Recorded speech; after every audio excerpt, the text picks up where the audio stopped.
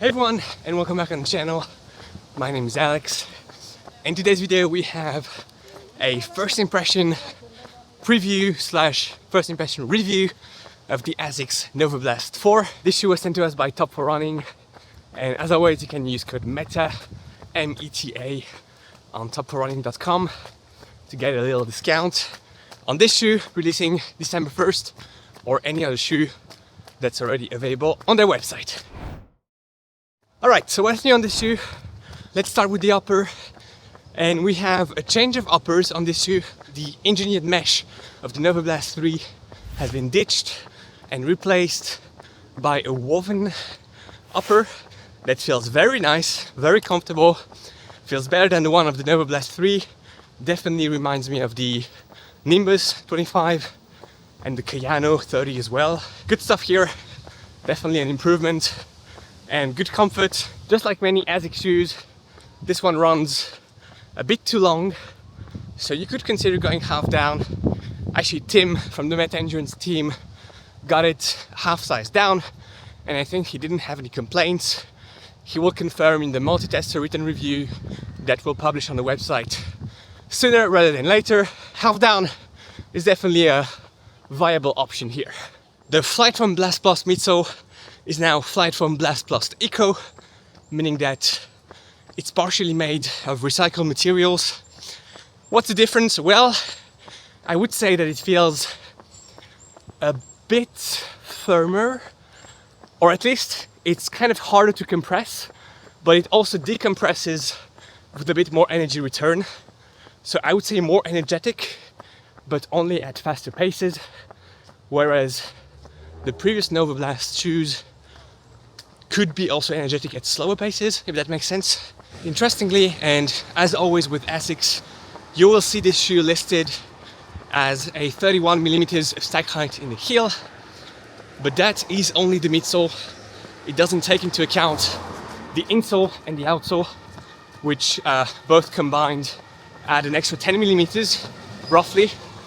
So we have this shoe as a 41mm stack height in the heel, and you definitely can feel the 41mm of stack height. It's a lot of cushion. It's definitely leg protecting.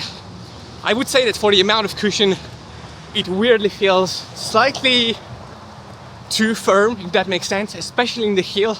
The forefoot is a bit more soft. And then once you pick up the pace, which I'm gonna do right now, I'm running now a bit faster. And now the heel comes to life, definitely returns also quite some energy, and now the shoe feels really good. Now I'm running 340 per kilometer, and that's the sweet spot. Really around tempo, half marathon pace, a bit slower, but easy recovery endurance paces. Feel a bit too harsh, and feel like the shoe is not giving back the best of it. Another interesting thing is the 8mm drop, same as the Novablast 3. So Asics has it as a 31-23, and we have it as a 41-33, including the outsole and insole, as explained. The foam in the heel doesn't compress that much, like I explained, which makes it a real 8mm drop, and something quite nice if you don't want to put too much tension on your calves, on your Achilles. Definitely works quite well as a proper 8mm shoe that doesn't change in terms of drop during the gait cycle. So I think that's also quite a good thing. How would I use this shoe?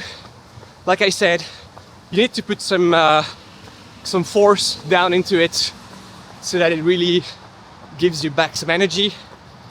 I would say anything above endurance pace, and I would stop using it around 10k pace, mostly because of the fit, because the fit in my true to size is slightly too loose, and I like to have something a bit snugger at faster paces, but the foam and the shoe itself will work at faster paces as well. Quick mention of the outsole, AHAR outsole.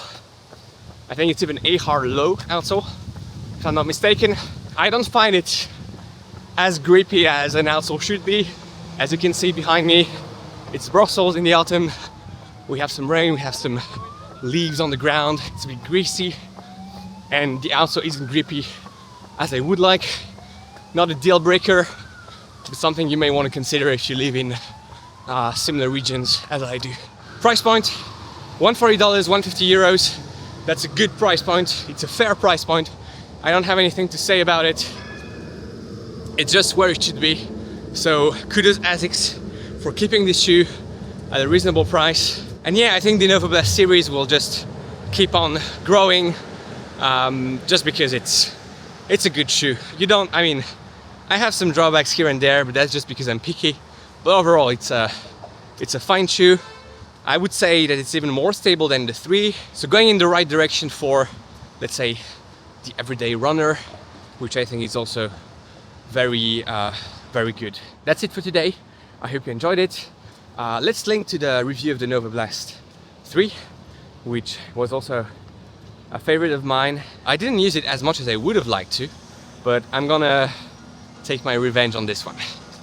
Thanks for watching. Enjoy your run today, enjoy your ride, and go beyond your limits. As you can see, I have some beautiful yellow fall colors around me. I'm gonna enjoy the rest of my run. See you in the next one.